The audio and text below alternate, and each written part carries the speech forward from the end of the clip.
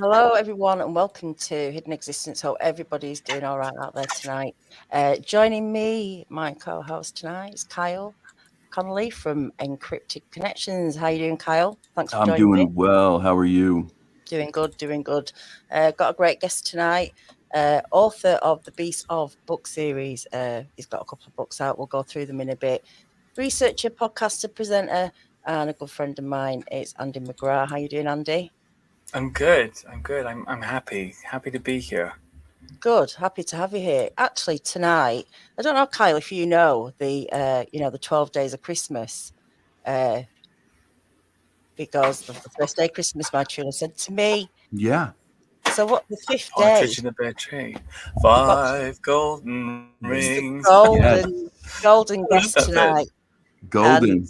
yeah, absolutely, because he's got some amazing accounts. We're going to go through some stuff tonight. You are, Andy, because you're full of information. You're a really good researcher. You don't just copy and paste. I mean, you actually look into Good. things. You do. You're good at it. And your books, there's lots of links in the descriptions as well, everybody. You all right, Andy? Sounds like something's going on there. But you've got the Beast of Um, the World book just come out, I yeah. believe. When did that come out? That was in January, actually. Oh, Yeah, and January was the publication of the book, and in August, I think it was August, we released the audiobook right. as Okay, well, got you. narrated by Jonathan Roof as well. He's a great guy. I've got a bit of an issue here actually at the moment. We're babysitting a rabbit, and Oh, he's got a he's metal dropping it. dish in there. He loves to mess around with it. I'm not giving him any attention. His name's Right. Milky, Okay. and Milky. Right. he's playing up. Quiet, Does he, Milky. does he want some carrots or something? Something. Um, just see if he calms down a little bit. Yeah. Yeah. So me and Milky have been writing the book, and Right. Good. and yeah, I mean, The Beast of the World. It's a 7-part series basically. So it's about different cryptids around the world, and the first one was hairy humanoids.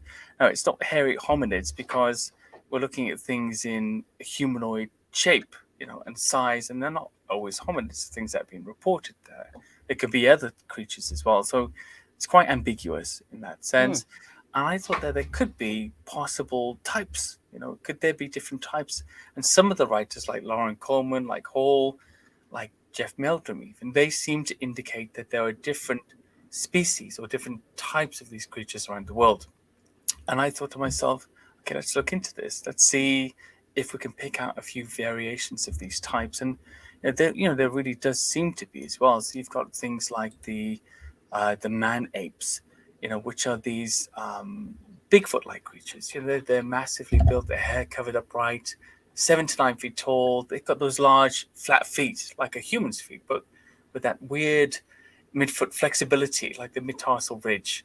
Mm-hmm. And you've got wild men, caveman-like, Neanderthal-like, a bit smaller, 5 to 7 feet tall. Seems to be reported more in Western Asia, things like the Almasti, Almas, woes, and other things like that. And then you have the relics like the Yeti, more ape-like, again Mm-hmm. 5.5 to 7 feet tall, often quadrupedal as well as bipedal. Skunk ape seems to be a version of that, if that's a real creature. The Yeti's another version of it. Then you have Littlefoots, maybe 2.5 to 5.5 feet tall, like the orang pendek or the Gogo of Flores, which Mm-hmm. seem to have this divergent medial toe with a rounded, tapered heel, and then it sort of strays off the hominid side into humanoids, monkey monsters, things like the Snachi or the Salvaje or the Crowdown of the Himalayas, that are, for all intents and purposes, they're monkeys, but they're gigantic in size. They're 5 to 6 feet tall and sinuous and aggressive and horrible creatures, and then dogmen. And I thought this is a version of that, perhaps related to Mm-hmm. the monkey monsters as well. And it goes on. The book goes on, and it's basically set up to look at several different types of these creatures and to give accounts. And it looks at the etymology of their names. It looks at some of the sightings, some of the evidence, and some of the theories, common theories surrounding what they may or may not be. So there is some sort of evidence, is there, in terms of, like, say, maybe fossils or things like I mean, there are kind of some stuff like fossils that? and things that some of them could relate to, I suppose. I mean, everybody cites gigantic people's for the man-ape type. Other people cite Neanderthals, for example, or Homo naledi for some of the wildman types as well. I think the jury's out on all of that, and really these seem to be get out of jail free cards for us to explain what people are reporting, which is essentially an anecdotal account of unknown creatures surviving around the Mm, world. yeah. I had a thought earlier that, 2, 3, 4,000 years ago, even hundreds of years ago, they used to say there weren't creatures out there that we just don't that have just become extinct now, that maybe weren't reported or weren't known of, and that's kind of where we're getting descriptions from, where it's gone from folklore, to actually, yes, there was something, but we don't have that evidence. We don't Yeah, have that. We just have that missing bit of missing information. But who's to say there you weren't mean these that? creatures out there? Yeah, no, Sorry. absolutely. I mean, people are even look at mammoths, for example. The people are perhaps realizing more and more that there could have been a much nearer existence of mammoths to the present day than we first suspected in North America and other places, Siberia, etc. Maybe they didn't die out as long ago as we thought. They were around to a nearer time. I think that's a possibility with these things too. In many cases, you might just be looking at folklore, the regurgitated tales of creatures that were once reported in a community, in the folklore of society. They've been handed down over the years, and perhaps those things have there's been a bit of a resurgence again in the modern age because Bigfoot is popular, and it's also being delved into so much. I suppose a broadening of that phenomena is inevitable. Could we be looking at that? But then you talk to some of the witnesses, and especially when you're looking at witnesses from maybe 70, 80, 100 years ago, had no communication with one another in these diverse places, the descriptions are remarkably similar and the behaviors are remarkably similar. And that, to me, that's the smoking gun right there, even more than what we see today. Yeah. So, why don't we hear a few accounts then? Some of these Sure, similarities. See what these similarities are. Um, sure. And Well, if we you've can have got a look. anything on, I know people are really interested in, like, little people, the little Yeti. Yeah. Anything about those would be really fascinating to hear about. Okay. Well, let's look at some of the different types. So there is talking about the little yeti or the telma. This is sort of a Littlefoot type creature. Now, it was first apparently described by the explorer Gerald Russell and is encountered, sorry, in his ship guide, the Timber, and they discovered evidence for the existence of this second smaller Yeti species called Telma, and this was in the Choyang Kola Valley, Nepal, and this was in 1958. So Russell, he'd been a member of this 1954 Daily Mail Yeti expedition, and also a member of the 1958 Slick Johnson Snowman expedition, along with big game hunters Peter and Brian Byrne. So, big names there, and others besides that. And they'd split up. This whole group had split up to several little units to reconnoiter these Yeti hotspots throughout the region. And Russell and his Sherpa guide, Timber, they were assigned to explore this Choyang River area. So there was a discovery of tracks in the area, and they'd heard from some local man that a small Yeti was making nightly visits to a stream. This was near a place called Wallong in the Choyang River Valley, and they staked out this little alleged locale after finding a wet footprint along the river. And one night they saw the creature about 30 yards away. They had a flashlight on its face, and it took a step towards them suddenly, and they both fled, basically. And so, the following morning, Gerald Russell had come back to check the area and found these really small Yeti tracks. And it's amazing to think that there's a smaller version of the Yeti in the area. Really, now, the whole point of the expedition was, I suppose, at that point, that was when Yeti fever was really, really high, and people from all over the world were traveling to the area to find these creatures. The whole point was to try to capture this smaller species of Yeti that they'd heard of, and see if it was some kind of missing link. And they were amazed. Could this be another type, or a juvenile type, or something like that?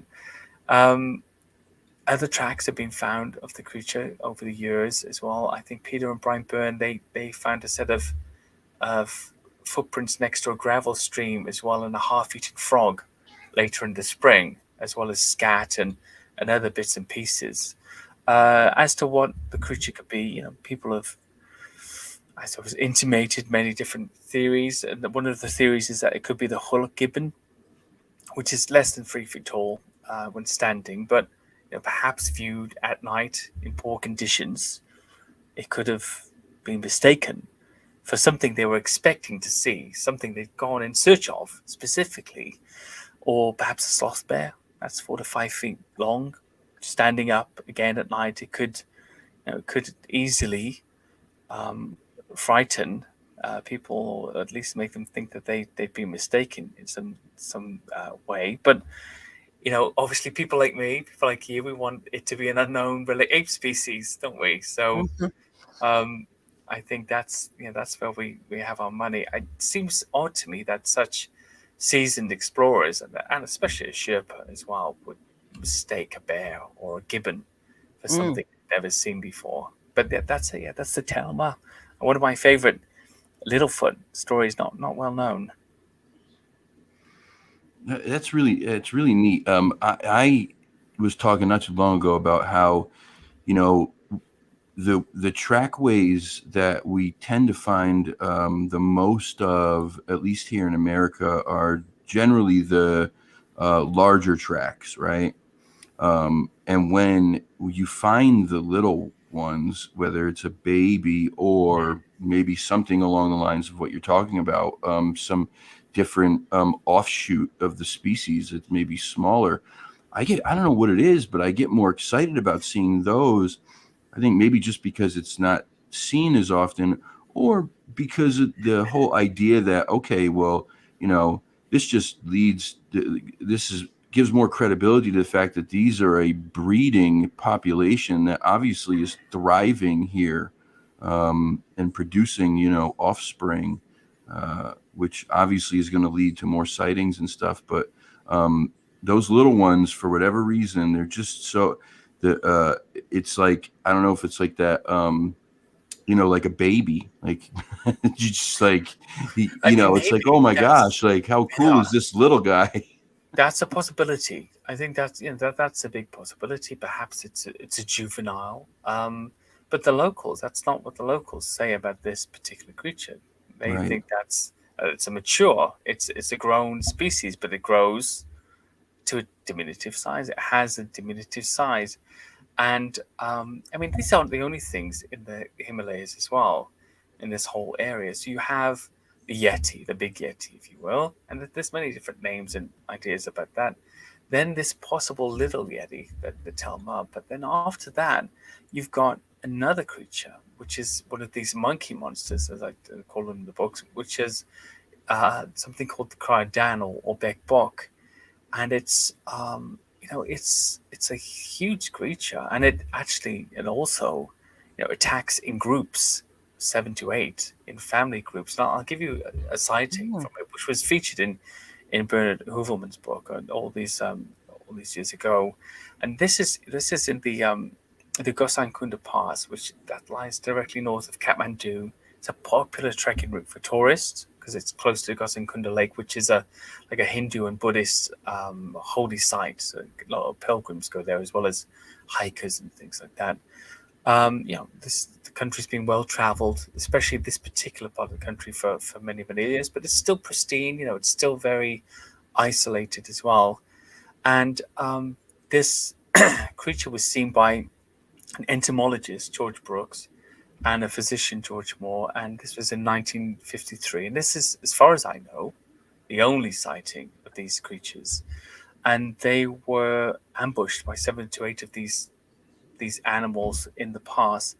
And basically, the way they described it is that they're walking the pass, and their porters were sort of trailing behind it. It was a foggy day, and they really couldn't see much ahead of them. Then they heard this big raucous roar, accompanied by angry chattering, like group chattering.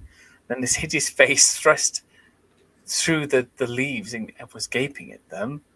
And the way they described it is it was a face that extended from ear to ear, with these long yellowish teeth, which were chattering, beady yellow eyes, and this terrifying look on this angry face. And the creature moves through the dark leaves, and it's about 5 feet tall. It's half crouching on these 2 thin hairy legs, leering at them. It's furious, it's angry. It has claws or hands which seem to be dark or black, and bedraggled hair, which I'm guessing is from the fog, more likely. And so it shuffles along with this stew, and then the others, it's baring its teeth, and the other animals start to emerge from the undergrowth. And they're walking towards them. So they get really, really scared, and they decide to discharge their guns and say, well, let's shoot our guns up in the air, and hopefully that will frighten them away. And it does. It drives the creatures back temporarily, but they can hear them sort of regrouping and getting angry again, and ready to come out after them. And finally, all of their porters come running up after hearing the gunshots, I think thinking probably that they were under attack by bandits or something else like that. And the creatures don't come back. And this guy, he was sure that he'd seen a Yeti, but one of the things he describes in it is that as the animal is angry and sort of approaching them, they can see a big long tail flicking behind it. It has a tail. And there's 6 or 7 of them. And one of them is carrying a baby around its neck. So it's a family group, essentially. It's a troop. It's a troop of monkeys, but they're giant monkeys that are, almost 6 feet tall. So there's 3 types already, or 3 possible types of hairy humanoids that are right there in the Himalayas, which I find it fascinating. Yeah, I mean, there's a lot out there, isn't there? A lot of accounts just in Asia, and a variety, a huge variety of these things. Just makes you think. Yeah, there's a part of history missing that is going to give us the answers to a lot more of these questions, obviously. And is there a reason why?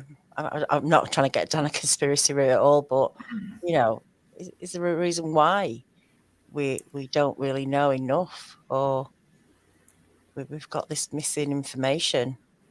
I think it's more to do with what we're interested in looking for, and people's careers aren't normally made out of big chances. They're made out of things that are indoors and look for. And that period, I think, in the 50s, where lots of expeditions and scientists were sort of funded and geared up to go out and look for these things, I think was very unusual. This sort of period of exploration where they really wanted to find something. Now, often it was newspapers funding these guys as well, so they had an interest in them finding something sensational. But I'm sure at this time a lot of these guys staked their careers on this, and perhaps did do so well for straying out of the realms of science so far. In today's world, I think a lot of the channels would love something like that. I don't really think there's any reason that any government body would not want to find something. It seems like a strange thing to me. I know people say about logging sometimes, but a lot of the places where these things are reported, there isn't a logging issue. really, or an environmental issue. It's just, I just thought about that today, Andy. yeah, About like, well, why wouldn't they be protected in other places then? That didn't have logging.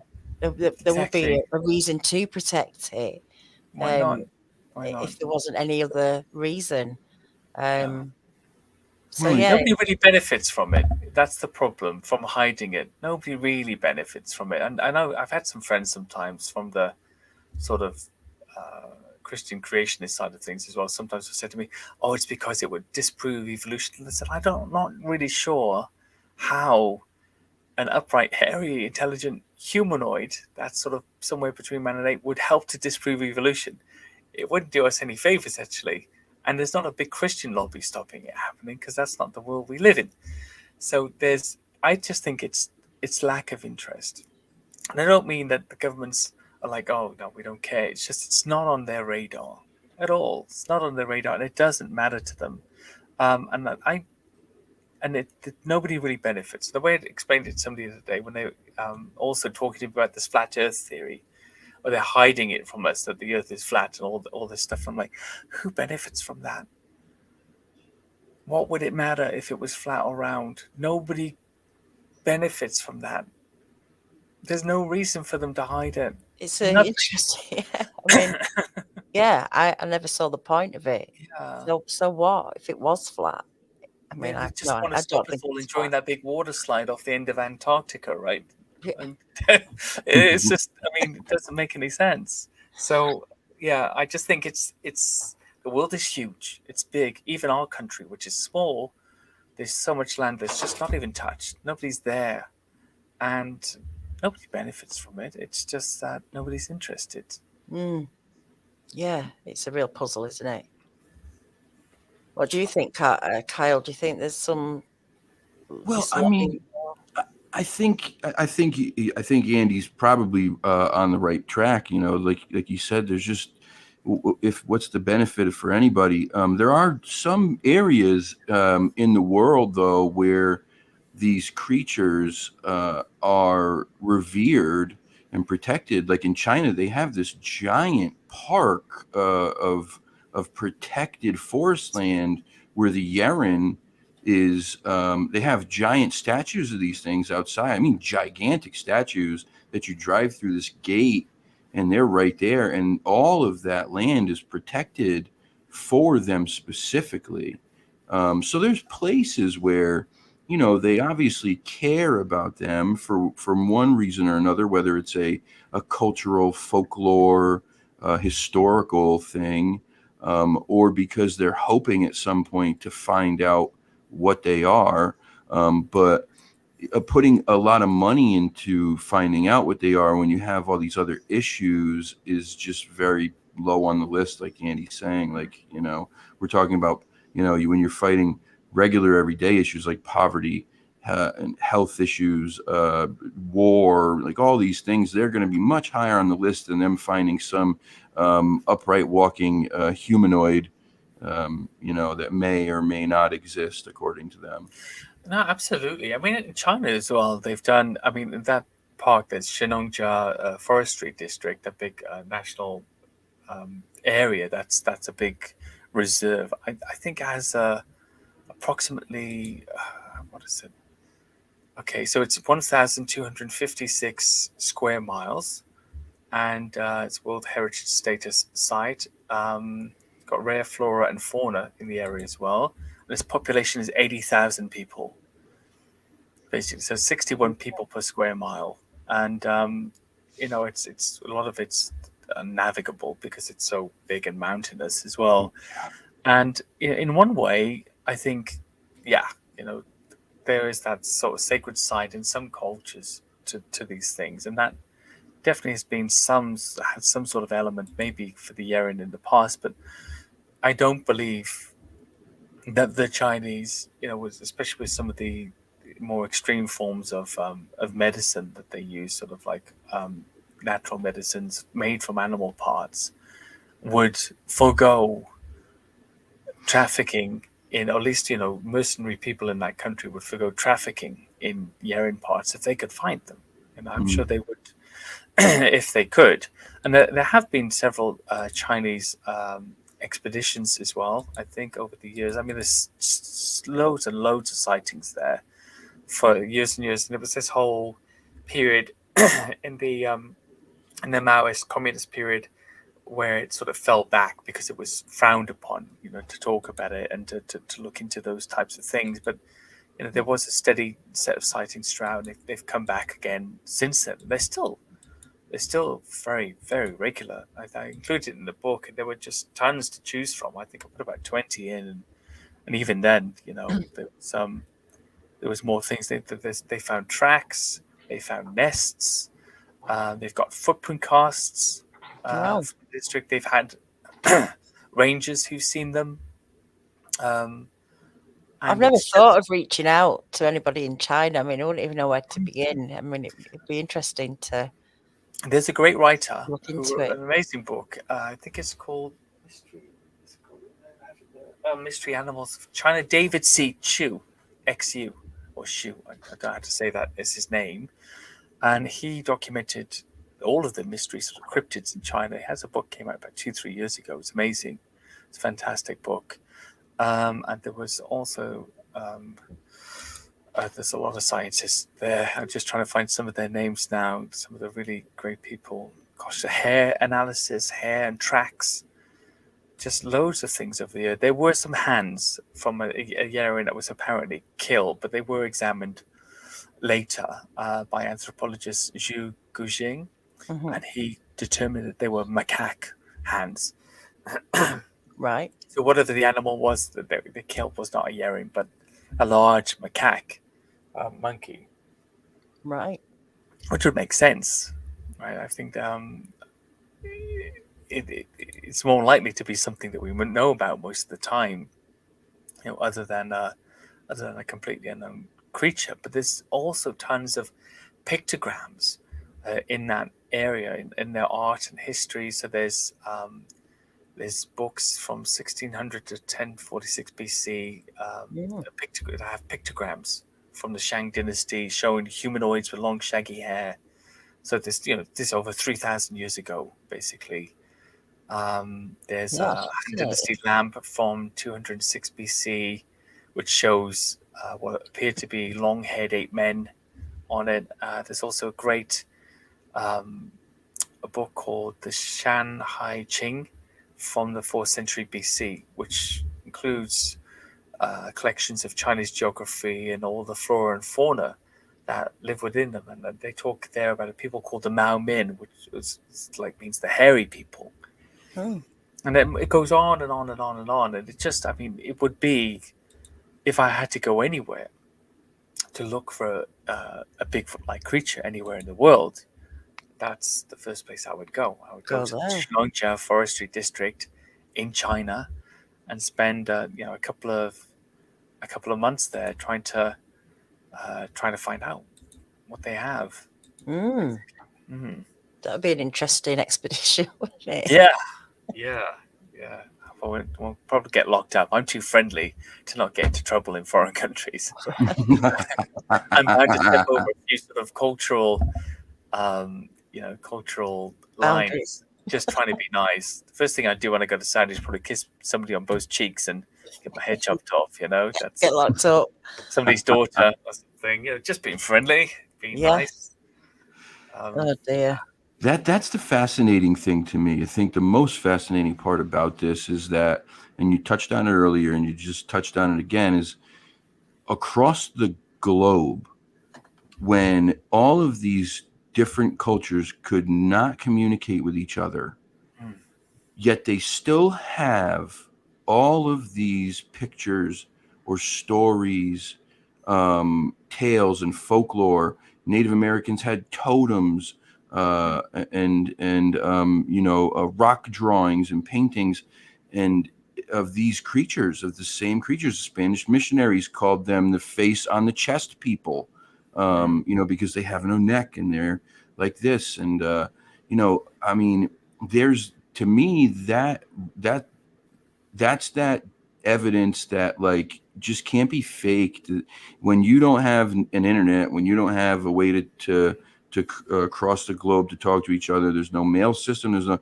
But they're all talking about a similar creature. People aren't just going to be able to make this up, and it's kind of going to go across the globe through osmosis. There's got to be something tangible to it.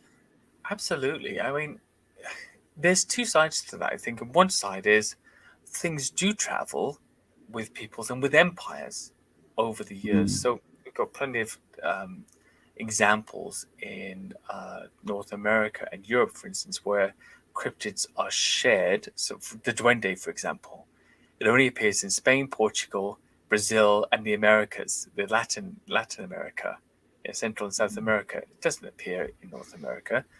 And something like the pukwudgie seems to be very similar, even in the etymology of its name, to our puck or puka that we have here, this mischievous imp-like fairy. But at the same time, there's that element where things are too stretched, where there's no possibility that they could have got there. And China, as a place really, really cut off for so long from the Western world, would have an example of that. And I think Australia would have another example of that, and so on and so forth. And I even wondered and theorized for a while if a lot of the North American stories that the native people fed back to the colonial, the colonizers, were in fact given back to them in their own language, in their own understandings, in their own mythology, to help them understand what they were talking about. So if they're saying duende, like the Spanish said duende, or they're saying puck, or some form of puck, like the English said puck, or they're using some sort of version of the European werewolf to describe what they're saying, they're using our terminology for it, because that's how they would have communicated with us. They learned our languages. We didn't learn theirs. And I think that's another, it's a get out of jail free card again. But, it could explain some of what's going on. So my oldest daughter was asking me today about what's the oldest fairy tale, and it's Rumpelstiltskin. Did you know that? One of the oldest ones in existence, about 4,000 years old. I was going to say that a lot of them can be 5,000. Some of them, aren't they? I mean, really old. Yeah, really old, and it's based upon this Greek Oedipus or something's called, this Greek tale of a slave girl, a Greek slave girl who marries an Egyptian prince. So that's that's Rumpelstiltskin. And Beauty and the Beast is another one that's about 4,000 years old. And she said to me, but how could we all have these different tales the same all over the world? I said, because empires occupied large parts of the world, and they shared the folklore, and each local place took that story and made it their own. So we get like the Grimm's Brothers version now, don't we? When they compiled the stories in the late 1700s, that's the version we've got of it. But 1,000 years ago, they had whatever they had. So I wonder about that too. Satyrs and fauns and all the rest of that stuff, very similar, or the god Sylvanus, to our wood woes that we have in the UK, or wood woes in Europe.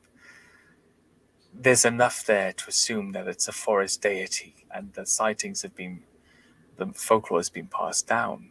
But there's also another aspect to it where it seems like people are seeing something that's real. Yeah.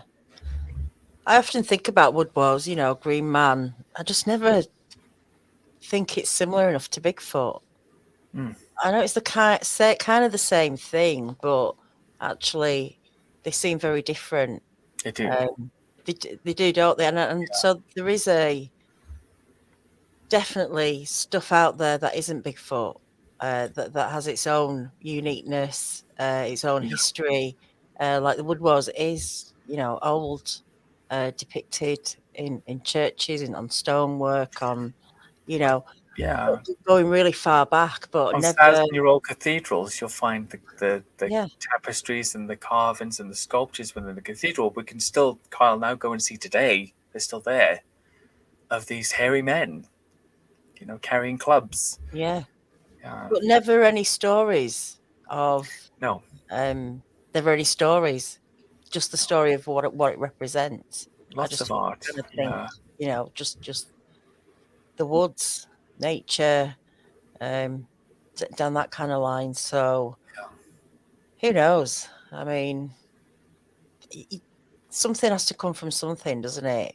There's no smoke without fire. Yeah. And so there's always a little bit of truth in these creatures, I think, in these stories, in these tales. However it's passed down, we kind of lose the essence of things sometimes, or Definitely. going different ways. But there's definitely something there. And like these accounts are fascinating, especially over there in China. I never even thought to look over there. Exactly, and because I mean, it makes sense that North America, the USA especially, is where the epicenter of this is, because that's not only militarily but culturally, that's been the most powerful influence in the world for the last 50 years or so. So that's where the cultural focus would be, and in fact, for anybody even investigating anything, that's where the finance to investigate it would also be. After that brief Yeti period in the 50s, when it started focusing on after the Patterson Gimling and a few other sort of incidents, and yes, that's where it would have been. And that makes perfect sense. But with this book, I just wanted to look around and just see. And in fact, I omit Bigfoot from the book completely, and I put an explanation at the beginning. It's just too big a subject. It's a book in itself. Just it can't just be one creature that has like 5 pages dedicated to it. I don't have a big enough book to stick it in there. But because of that, we've got to look at other things. You're talking about this woes, this wild man thing again. So in the Basque country, there's which is in Spain, there's a region in Spain called the País Vasco, which is, in fact, it's a different kind of people, Carl. They've got this weird language that doesn't relate to anything in Europe at all. Probably maybe relates closest to maybe a Celtic language, but still not the same. And they've got all these strange words that starts with, I've been there with X and T's and Z's and all this weird stuff. Anyway, it's a beautiful, beautiful place near the Pyrenees Mountains. And they have something there called the Bassajon. And it means forest man or man of the woods or lord of the woods. And they have sightings, sightings that as recent as 1994, where there was a climber, his name was Juan Ramofera, and he saw this ape-like creature while he was hiking from Peña Montañesa to the village of Bielsa, which is close to there. And a strange creature shorter than the man, covered in reddish hair, with long ape-like arms, jumped from a tree and squealed at him. And before that, in 1993, some cave researchers, I think they call them speleologists, they were spending a night at a ruined church near says Collada de Villagrasa, the Catalan Pyrenees, mountains of Spain. They hear these strange noises, like a mad cat, sound like a crazy cat, kicking off. And they approached the source of the noise near the church door, and they saw a bulky, man-like creature, 5 feet tall, covered in shaggy hair, appeared to be frightened and agitated when it saw them.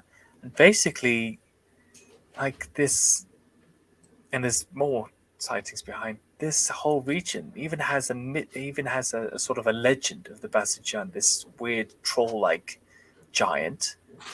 And in the as far as evidence goes, there's basically this Istoritz area where these caves have been found, where they found bone carvings, basically. And on these bone carvings, the Istoritz caves in the Pyrenees, which is in the southwestern French side, but it's very close. They find artistic remnants of these Neanderthal and Homo sapiens societies. And on one of the bones, there seems to be 2 hairy hominoids that are not Homo sapiens. One has an arrow in its leg and links around its neck, and the other one looks like it's been killed. Wow. And it's weird, like really, really weird stuff. And it goes on and on. We talked about the carvings. You've got these great carvings of medieval people on the churches in Europe as well. And this is a brilliant one where it clearly shows a person next to something, a hairy humanoid that looks like a Neanderthal. And like you say, not a Bigfoot, but some sort of And were they capturing them then? Were they using them? I mean, it looks like he looks like a performer. The person who's holding or has the wood woes or the hairy man next to him looks like his handler. Got basically. you. Yeah. Yeah, not his agent.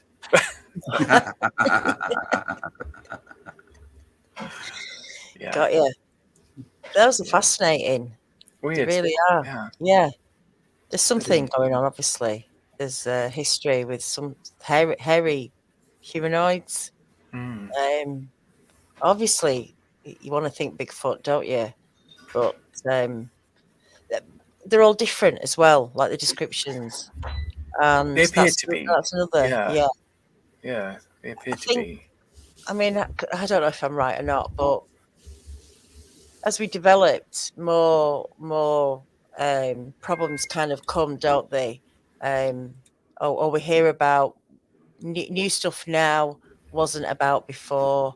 I'm talking about maybe when medication, polio, only happened because of certain medication.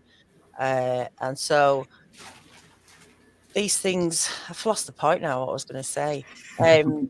So as humans, we change, and there's different aspects of us, and we develop because of, maybe again, like medication, chemicals, things like that. Food. They can make big changes. Nutrition, etc., can definitely make huge changes to us. And what we think is okay today, we often find out was wrong tomorrow, don't we?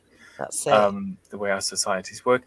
And, there's examples, even in our own country, of settlements and societies that have been advanced to a certain point and then have stopped. One of the things I always think about here, which is maybe slightly off point, is that when the Romans were here, we were much more advanced than we were 500 years later after they left. We lived in sort of a slum world. We properly, they did. That's interesting, isn't it? Yeah. How advanced you can be just by knowing someone who lives 1,000, 2,000 miles away from you.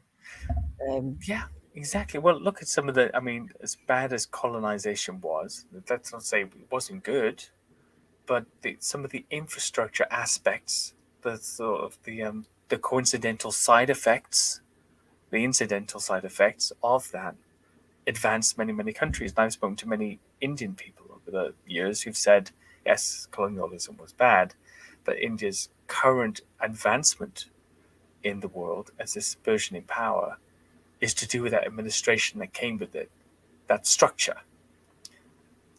The Romans were great, but we're still using some of the roads that they built today. In fact, most of the main roads are based upon the routes that they built for us throughout the country. And that's a strange thing to think, and maybe there were peoples that got to a certain point in the world and others moved on and they stayed behind. I'm not actually in favor of that theory. I'd like to think that they're probably these creatures or animals. I know I'm just kind of talking at you here, so I want to just wax lyrical, but there's another wildman type called the bar mano, which is really interesting, has great sightings. Would you mind if I just give you a little bit about that, and maybe a sighting? Sure. I'll just sort of quip in here that the A6, which is an old Roman road, runs through my town, runs right down to, I'm actually not sure how far it goes down, but as you go up to the lakes, it goes right up to the lakes there, and they've built a new A6, but you can go on the old Roman road. It is tiny. And just to imagine how life was back then on this little bumpy road is incredible. But anyway, that's just a side. No, absolutely. And I think, well, that's it. You've driven down these country lanes near you, and we have too. And I don't know if you've ever been in them, Carl, but they're for horse and carriages. Yeah. They literally are for horse and carriages. And there's a very common thing you do in the UK, like when another vehicle is coming towards you, you just drive up onto the grass verge of the hedge, kind of sideways, right? And wait for the people to pass you, then come back down. Well, I often have to do that. and it's a strange thing. Yeah, so I'll just quickly tell you about, and we'll get to some of the comments if you like. I'll just quickly tell you about this bar mano. So there was a researcher called Geordie McGRATH, and he was going to the Chitral and Corcoran Ranges in the late 80s, early 90s, because he'd heard of this wild sort of half man, half ape creature that the Kalash people and the Nuristani people of that frontier province in Pakistan were talking about all the time, that they just lived in the area. That's how they, they describe them. And Bar Mano is they think is derived from a Sanskrit ban manas, which means man of the forest, basically. So again, we've got that same description: 5 to 7 feet tall, muscular build, black, brown, grey, beige hair, covered from head to foot, but the head on the head often tends to be longer or differentiated a little bit from that of the body. And so that's one of the big differences you see sometimes. So there's loads and loads and loads of sightings, and there's lots of shepherds up there. They graze their sheep all over the hills and the mountains, basically. So he took lots of not only sightings but descriptive drawings from these shepherds. He made lots of details of their direct sightings that they'd had over the years. Let me just find one here. Okay. I think I should tell you one of them very common Have you ones. got some of these in your book as well? Some of these? They're in the book. Everything I'm book, giving you is directly in the book as well. Yeah. So I'll just tell you, this one's a bit descriptive, but I'll tell you, because it's descriptive, I think it's sort of, it seems more real in a way. So it's 1977, September, and there's a goat herd, he's called Purdom Khan, and he's grazing his herd in the prairie on the mountain in the Hindu Kush Range, Pakistan's northwest frontier province. It's about 7,500 feet high altitude. He suddenly smells this foul stench, like a dead sheep or something like that. Now, he's been sitting on this rock watching the sheep, and he notices about 13 feet below him a young, hairy man, as he described it, about 5'8" tall. He was sitting cross-legged, eating ant larvae, and he observed this creature in silence for 2 hours. He noticed that it was a well-built creature. His body was covered in dark reddish hair. He was eating these ant larvae nymphs by picking them up between his thumb and forefinger. And that while he was doing it, his penis was large and erect, which is a strange detail. And that's the reason I pointed out, not because it's graphic, but because it's an odd thing to add. It's interesting, yeah, definitely. So when a large dog approaches, the hairy man walked upright on 2 legs downhill towards the forest, and he noticed that it had a dark skin on the skin that he could see, which was visible through the hair. Didn't wear any clothing. A few days after his encounter in the early morning, he was coming down the mountain with the young woman, and passing the same location, saw the hairy man again. It tried to grab the girl, but released her and fled when he took his axe out, basically, and threatened it.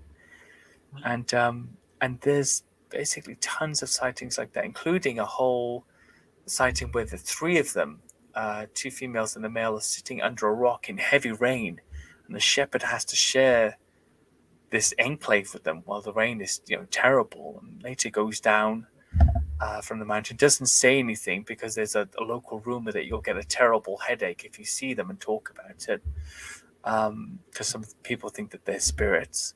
And then the whole village of shepherds go up there and basically watch them from about 20 feet away for like half a day or something.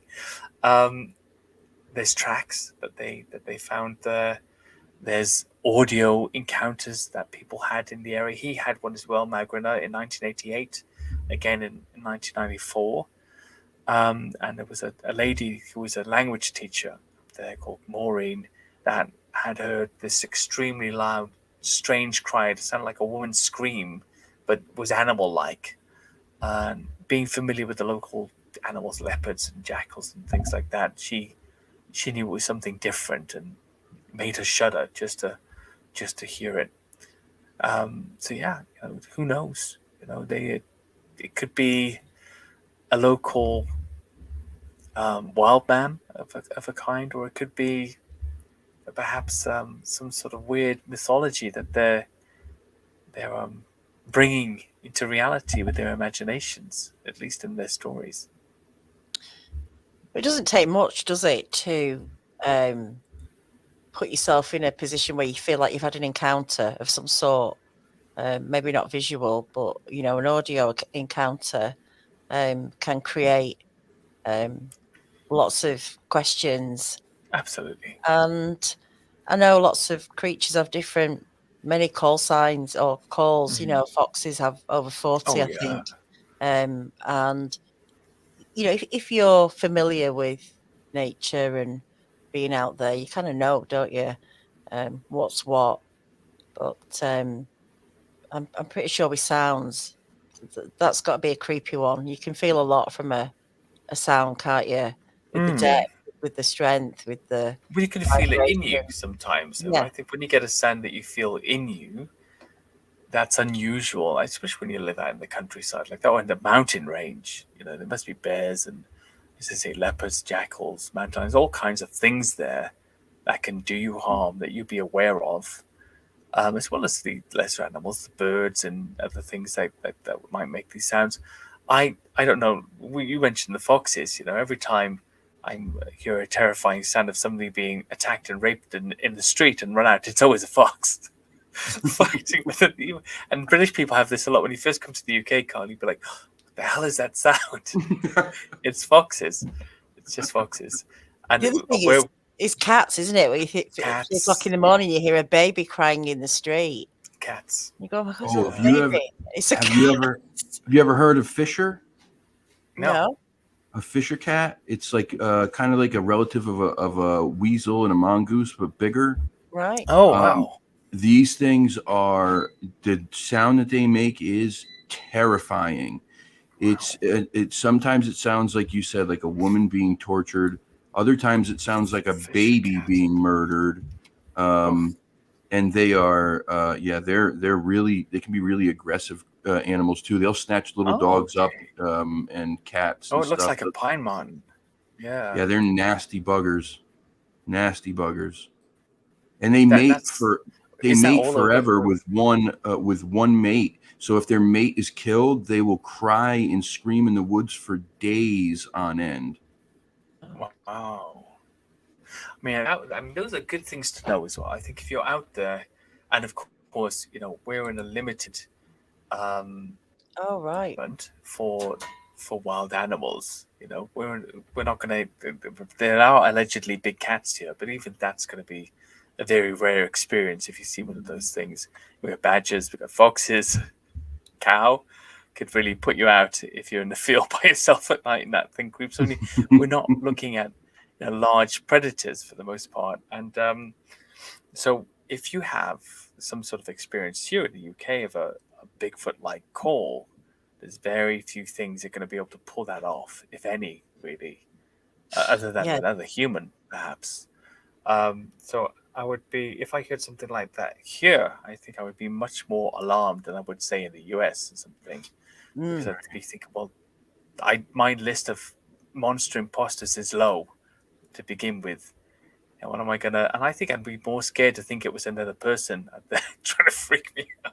Yeah, right. But yeah, absolutely. I know there's some questions in the chat here about a few bits. Do you want me to? I'll go through them. Yeah. But that's. Oh yeah. I guess with my encounter, what I think was my big cat encounter, that was a very distinctive growl, and literally there's nothing else that I can say we've got in the UK would make a noise like that, with that depth, with that that guttural kind of thing. Oh, they definitely, yeah. Oh yeah, and that's the other thing. But you're not expecting to hear anything like that. But that definitely stuck out like a sore thumb. And I guess, like Andy's saying to you, Kyle, there's so many creatures out there. You've got so much more going on there than we have. Oh yeah, we got so much. Known animals, but here we're pretty limited. So I guess something like a Bigfoot, a whoop or whatever would really stand out here. Yeah. Yes, it's real quick though. I'm sorry, I don't want to interrupt, but getting back to the big cat thing. So the big cat stuff for over there, you're saying it's real, right? It's Oh, got it's real. Yeah, It's yeah. definitely real. like those videos that they've showed where this thing with this big long tail that looked like a mountain lion tail. You know, I saw There's quite one. a lot of them. There's quite a lot of the Yeah. images. We don't always know whether they're for real, but A lot there's of them so are, many yeah. reports. And sorry, Andy. I mean, you know more about why. I mean, No, why? I interrupted you. Sorry, Daniela. Yeah. Well, I I mean, the was just going to. general. Oh, go on. We'll keep interrupting each other. No, it's I'll let you go. we're going to have a polite checkmate now. I can't jump in front of a lady, not 3 times in a row. You go ahead. Sorry. What was I going to say about? I mean, there was something in the 70s. I mean, I don't know if this is the only reason why, but maybe you could explain what went on back then and why maybe we have you know a tribe of all sorts of creatures in our woods. That my theory, not my theory, but the common theory, is that in 1976, when they brought in the Dangerous Wild Animals Act to regulate how we kept exotic animals in this country, there were very strict stipulations about how you could keep things, especially like big cats. So there was their enclosure had to have room for them to run around. There had to be sort of water and air conditioning and all these different types of things. Whereas people basically before in the countryside just had them on their farms. Yeah. Puma or black melanistic leopards, panthers were very popular. You know, a very popular pet. You could buy a lion in Harrods in London. You know, I remember that. Yeah. In fact, those guys, one of the guys that bought it, I think they had it in their flat for 10 years, and eventually they had to take it to a proper park and have it housed somewhere proper. But there were breeders of big cats. There was a guy called Lou Foley who lived in the Monmouth Hills. He had a pride of lions and leopards and pumas and all kinds of things. And it was rumored, he's dead now, by his friends that he helped people let them go in the countryside when this law came in, because a lot of people couldn't afford to keep them with the new stipulations, but zoos were also not taking them. So there was no function to really deal with this gap of what do I do with my big cat or whatever animal that you had. I believe that we're seeing the descendants of many of those animals that were let go, the most of which seem to fall into the puma category or the melanistic leopard category and some other bits and pieces. And we're seeing probably now like 5th or 6th generation of these animals, which are slowly spreading out into these large territories. I actually had a reported sighting in Wales in a place called Wenfo near Barry in Wales recently. Very basic sighting. And I didn't report the name, but it was actually given to me by my sister-in-law, my brother's partner. She is not into the subject. She's got no skin in the game. She's never heard of it before. And she had this experience with my 2 nieces and told my brother, and he said, oh, Andy's into this. Let Andy know what happened. So basically they're driving home. The girls think they could see a bear in the field at the side of the road. They pull over, and this was her description. It looked like a lioness, but all black, really big with a big long tail. We watched it walking around the field for 2 minutes, huge and muscly. Then we got in the car and drove away because it was just still there. Now, obviously, it wasn't a lion. There was a big cat of some type. I would imagine a black leopard, a melanistic leopard. Where did they come from? Nobody's missing one. And this is just one on top of not 2 or 10 or 50, but hundreds of sightings every single year. Now, some of them are these savannah cats that people buy, these exotic breeds, of course, with the silver and domestic. That happens quite frequently. A lot of the pictures are dubious because they're taken at distance, and I suppose, a little cat in the distance without any landmarks looks a lot like a big cat in the distance without any landmarks because of the if you There's don't no have scale, those is there? markers. There's just No no scale. Yeah. No scale. And if you can't see detail, then what do? But I know enough people that have seen them up close who just don't They never heard of the subject. They never cared. There was one close by here, a horse breeder went to pick up a hay consignment, and it's one of these situations where you just drive into the farm and it's there. You pick it up, you've got an account with them. Nobody's there. You pop it on your truck and off you drive. And she popped in 9 o'clock with a friend, full beams on.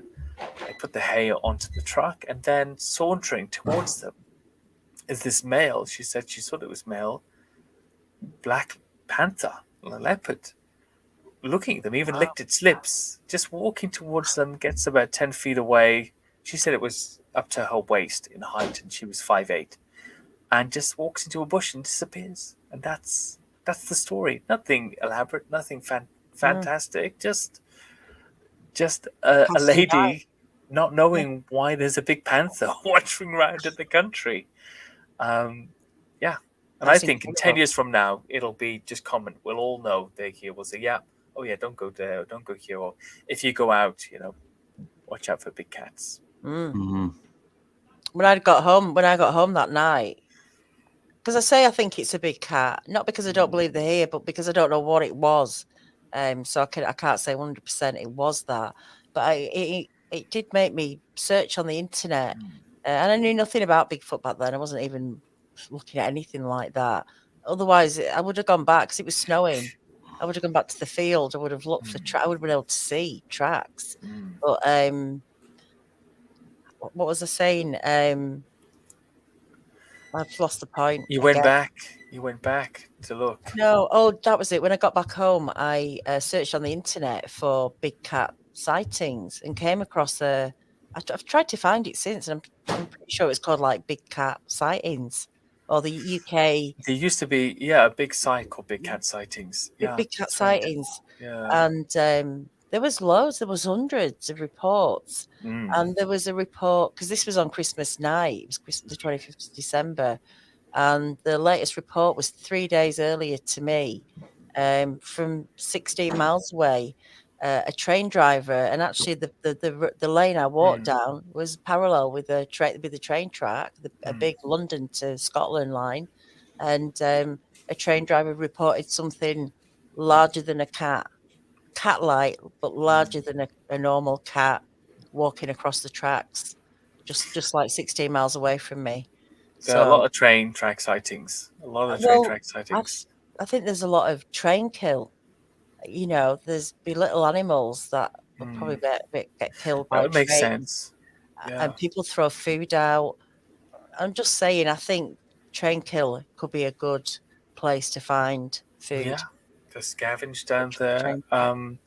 I got interested in 1999. I was staying in West Wales in a place called Crymych, near the Preseli Mountains, and my girlfriend at the time, her parents had a place there. It was out really isolated out in the countryside, and the mountain is close to the Preseli Mountain is close to there, and her mum had some friends up from London who were also staying over in this house. I think it was New Year's Day. We woke up, and one of her friends who'd gotten up early, about 5 a.m. in the morning, to have a cigarette. She was a heavy smoker, this lady. Said, I saw a big cat. And we're like, well, what do you mean? She said, I went out to smoke because you couldn't smoke in the house. And I sat in the patio to smoke my cigarette. And as I lit it, there, sort of 10 feet away from me, was this black panther looking at me. And I kind of froze and looked at it. And she said, it just turned and walked away, disappeared into the darkness. And, she didn't smoke the cigarette. She came back in. And we all went out looking for it the next day. And then her younger sister, who was a very skeptical person, confessed that she'd seen it several months before when riding over the mountain, chasing sheep in her friend's farm on the other side. And I was like, wow, like this, could there be big cats? And it started the whole thing going. And literally, think how stupid I was now, looking in all these bushes that look like dens the following day in the snow to try and find a big cat. I mean, what if I came face to face with it? Incredibly stupid. So that started the whole thing for the big cats anyway. I couldn't believe it. How is it possible that these animals could be here and not escaped? They're not escapees. Well, originally perhaps, but now in the same way as the grey squirrel or the Canada goose, are they becoming an endemic species? Yeah. Who Yeah. knows? It's a good point. It's Who a good knows? point. Got a couple of questions, and I did save this from earlier. Hi, Maggie. Does Andy have an opinion of the beast of Bodmin Moor? I know it's probably the most generic question, but Yeah. what do you No, think?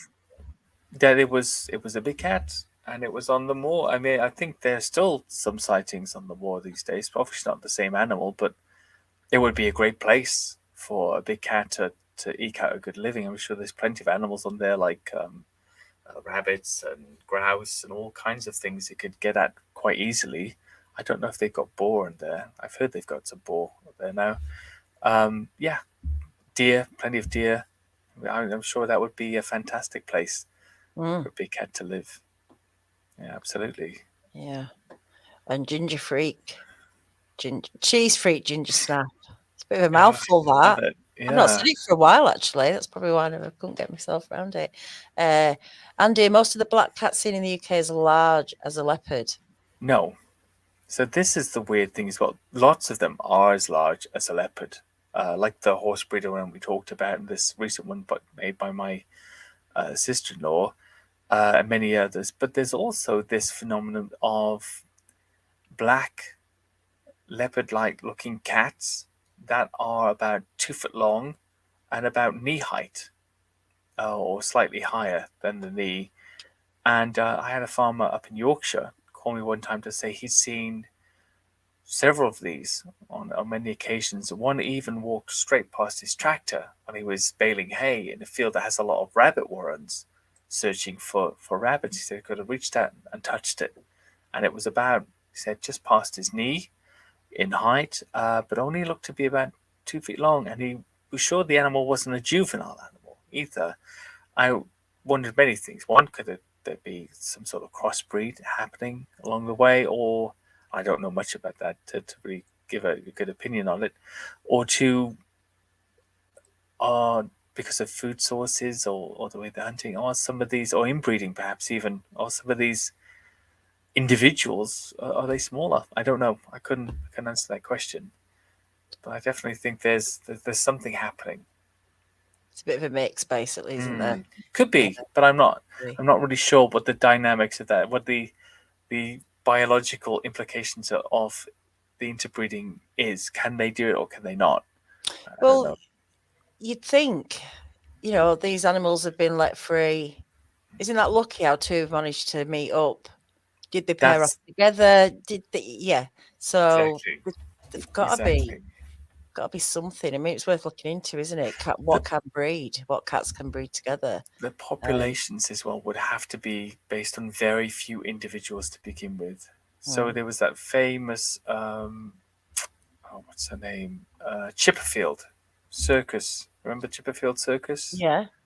And there was the famous daughter who was like a tiger trainer and lion tamer, and she was supposed to drop off 5 pumas to the zoo, I think, when their whole business was collapsing, and 3 of them were her favorites, and she broke down near I think it was on Dartmoor or somewhere like that, and 3 of them mysteriously went missing. 3 of her favorites, and only 2 out of the 5 arrived at the zoo. So, so you could say there's at least a breeding pair there. One, Yeah. and there's this Lou Foley, the breeder. What happened to his pride of lions and his other big cats and the breeders he was in contact with? We just don't know how many were let go and where. But they do seem to be nationwide, the sightings. There is a psychological phenomenon. I had Mike Potts from BIGFOOT on recently. He was talking about reporting, because they rescue exotic animals, Kyle, all around the UK, and they're specialist breeders and into animal husbandry and all that stuff. And he was talking about how many fake sightings they had from people once they'd already rescued this animal in the following days, people who didn't know. And he was sure that people weren't making things up, but that they'd gone into action to try to find it, and their mind had made up the rest of the detail. I don't know. Maybe there's something in that, because And yeah, I'm just putting out a link. There's a lot of links in the description, guys. But I'm going to put a link up now to Andy on YouTube. It's Beastly Theories. He does some great interviews. You have some really diverse guests on there. Thanks. You really do think out the box and get some really interesting people on. I encourage anyone to go over and have a look and listen to some of Andy's interviews. You're also on the podcast. People can listen to you through a podcast as well. That link is in the description. I've had fun tonight. Thank you, Andy. It's been fascinating. Me too. And nice to meet you too, Kyle. You're on mute. Muted. It's okay. Sorry. Yeah, very nice to meet you too, man. Yeah, this is very interesting. Some theories and ideas that I hadn't thought about before. So. Oh, it's great. I just I love to talk about it. Sorry if I didn't shut up. That's my New Year's resolution, Daniela. By the way. You're going to shut up. I'm gonna shut up. I don't believe that. I'm doing it for my wife. I'm doing it for my marriage. So believe that then. You've been told then. Okay. I'm going to shut up 20% more every week than I normally do because you can't really quantify that. You can't tell, can you? So, no, I'm sure it'll make a difference. A bit of a dent. 20% shut up guarantee. Yeah. That's great. You'll notice. Well, look, thanks again for coming on. Definitely have you back again, and we'll talk more about this stuff because you've got lots of things in the pipeline. I'm sure everything's going to be revealing itself. Yeah. It's going to be interesting. Thank you, Kyle, for joining me tonight. Thank you, Kyle. Thank you. Thanks to everybody in the chat and all the mods. Thank you. Have I said thank you? Haven't I? I'm really tired tonight. It's because I've done like 5 nights on the road. What about Milky, the rabbit? He shut up. And Milky, I mean, I thought you lost your connection a little bit at one point. I thought, I hope he's not chewing through your Ethernet. No, he's in a little hutch over there. But he's just he's a nice guy. But look, we're babysitting. He's living with us for Christmas. Bless him. It's cute. Well, have fun. They like to be out at night, don't they? That's when they're about. So I guess I'm gonna go and give him a smooth night. Give him a little pet. Play with him. Cuddle. Give him a little cuddle. All right, guys. Everyone, take care, and I look forward to seeing you all tomorrow night. Up until then, have a good night, everyone. Bye for now.